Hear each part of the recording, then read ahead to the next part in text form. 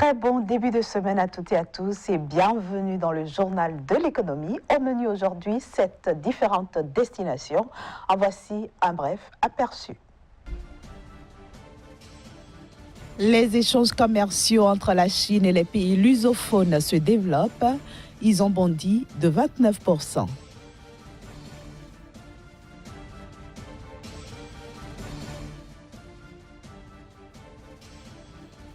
Également, les transactions via le mobile prospèrent au Zimbabwe. Elles ont progressé de 62%.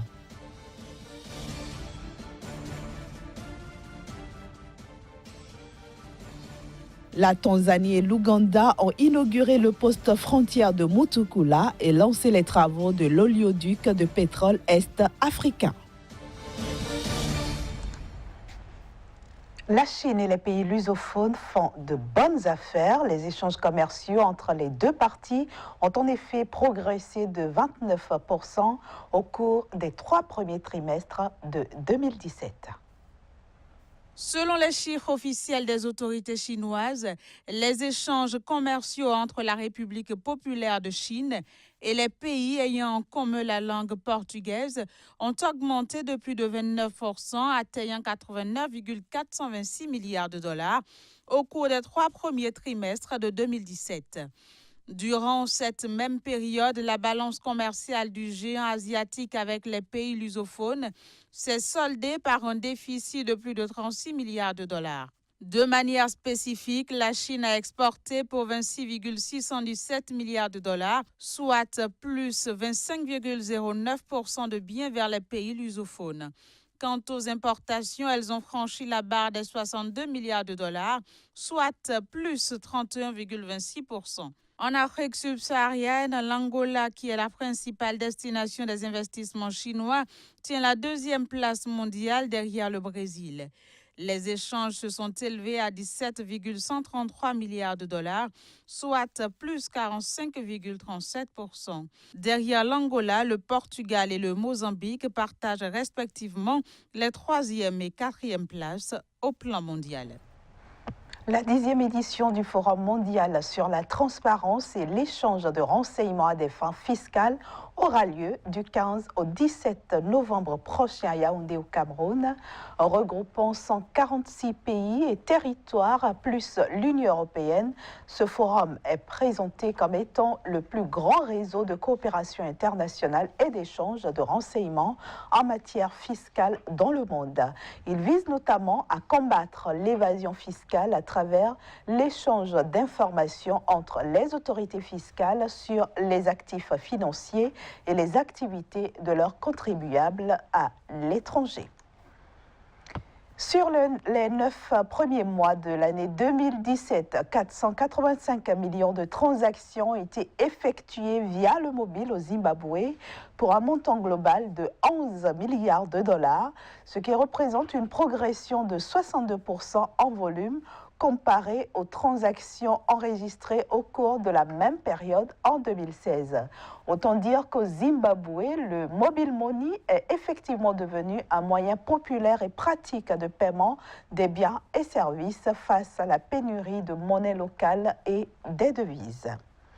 Et puis, l'épidémie de chenilles légionnaires d'automne est officiellement sous contrôle en Afrique du Sud. C'est en tout cas ce que nous apprend le ministre sud-africain de l'Agriculture. Il faut dire que la présence de ces parasites avait été confirmée pour la première fois dans le pays le 3 février dernier. Parmi les principales zones touchées, on peut citer entre autres les provinces du Limpopo, de l'État libre, du KwaZulu-Natal, du Nord-Ouest et aussi du Cap oriental.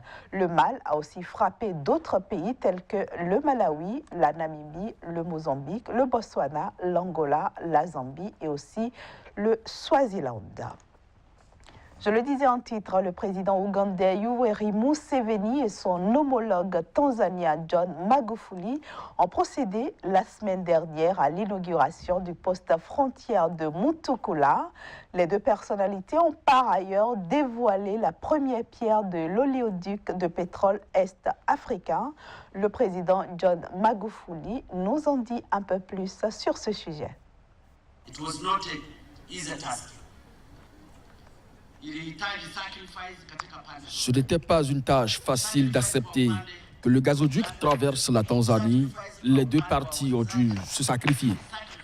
Un sacrifice du côté ougandais, des investisseurs et aussi du côté tanzanien. Nous, Tanzaniens, avons accepté de sacrifier. Le sacrifice nous a coûté des milliards de dollars, mais nous l'avons fait à cause de l'amour que nous portons à l'Ouganda.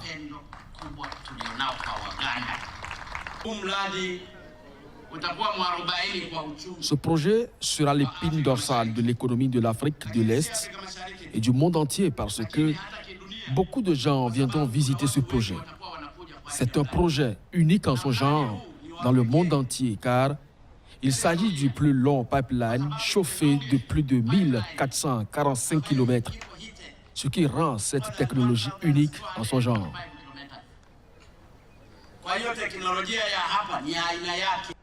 Direction maintenant le Liban où des microbrasseries ont le vent en poupe, ce qui a l'avantage de mettre les consommateurs dans l'embarras du choix après des décennies de monopole de la marque Almaza.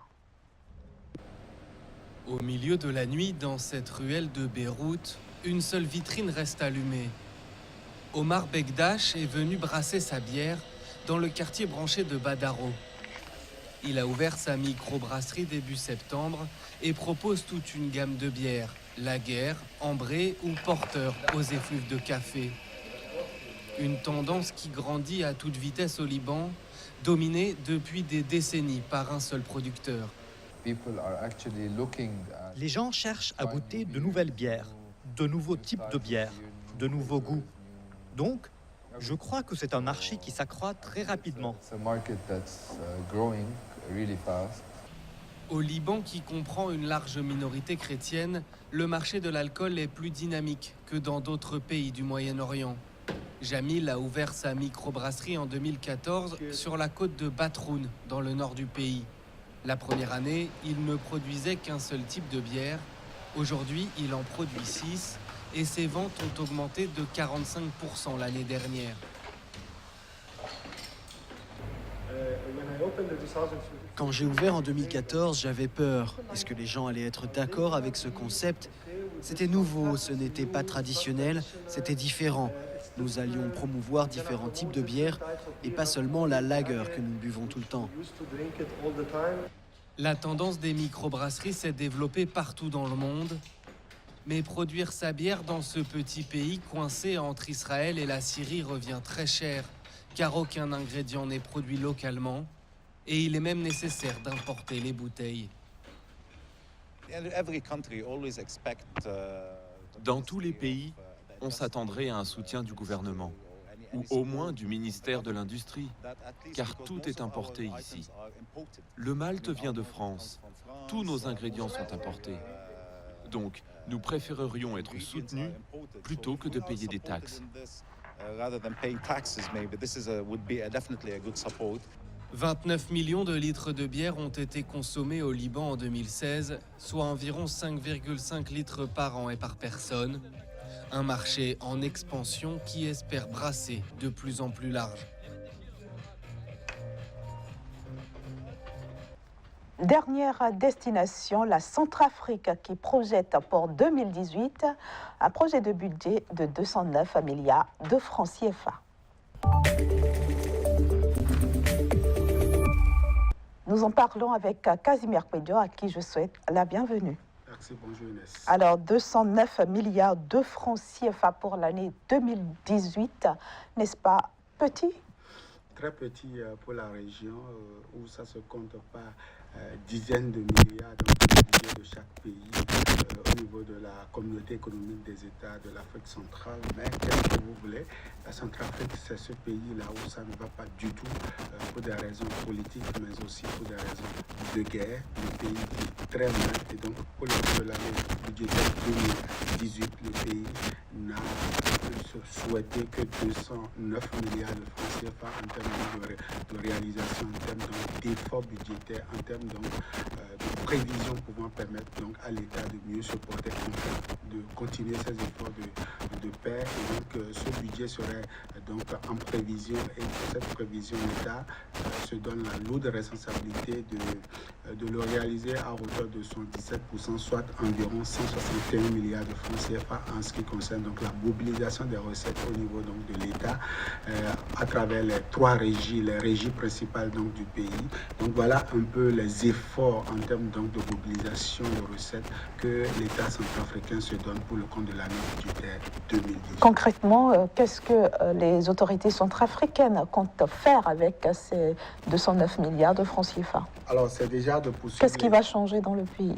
Ce qui va changer dans le pays, c'est les réformes, surtout au niveau du ministère de l'économie et du budget. Il faut déjà dire que le ministre du budget a annoncé des réformes, enfin la poursuite de certaines réformes, mais aussi de nouvelles réformes, notamment en ce qui concerne la sincérité budgétaire, en ce qui concerne les dépenses. Le ministre du budget, par exemple, a prévu pour le compte donc, de l'année budgétaire 2018 une innovation en ce qui concerne l'exécution au niveau donc, du trésor public, où des agents seront déployés sur la quasi-totalité donc, des structures qui ont en charge donc, l'exécution de ce budget-là. En dehors de ça, les dépenses non réparties également seront mieux gérées au cours de l'année 2018. Et pour terminer, le ministre annonce également une réforme, même si elle n'est pas d'ordre économique, c'est quand même constitutionnel, c'est l'exécution à bonne date au niveau de l'Assemblée nationale, l'acheminement à bonne date, j'allais dire, donc de tous les documents concernant donc, le budget, l'exécution et aussi la loi des finances. Donc voilà un peu les trois innovations contenues déjà dans ce budget, qui se veut un budget de poursuite donc, des réformes, des efforts donc, de paix au niveau du pays, pouvant permettre de relancer l'économie du pays. Avec tout ceci, Kazmi Kouidjo, est-ce qu'on peut espérer que l'économie centrafricaine va mieux se porter en 2018? Si les différents foyers de tension, les différents donc, groupes qui perturbent, comme on se plaît à le dire au niveau de la Centrafrique, si ces différents donc, groupes décident donc, de faire taire leurs différents, de contribuer donc, à cet effort de reconstitution de la Centrafrique, je crois que le gouvernement aura beau à donc, récolter assez de finances pour pouvoir faire face donc, à ces dépenses. Il faut déjà dire que la Centrafrique, ce n'est pas encore le retour complètement au niveau donc, des PME, des PMI. Les jeunes sont aujourd'hui en proie à beaucoup de tensions. Les jeunes sont, on les voit un peu partout, donc dans la ville, dans certaines capitales, dans certaines villes stratégiques où ce n'est pas forcément sur les champs d'extraction, ce n'est pas au niveau des activités pouvant permettre au pays de mieux se porter qu'on les voit, c'est beaucoup plus pour des questions de guerre, et donc il va falloir travailler beaucoup pour ramener cette masse laborieuse-là au niveau de la production pour que le pays puisse mieux se porter. Merci beaucoup Kazmi Kouidjo, merci de nous avoir parlé de la Centrafrique qui projette donc pour 2018 un budget de 209 milliards de francs CFA. À demain. Avec le même plaisir. Chers amis téléspectateurs, oui, nous sommes déjà à la fin de ce numéro du Journal de l'économie. Merci de nous avoir reçus chez vous et à demain.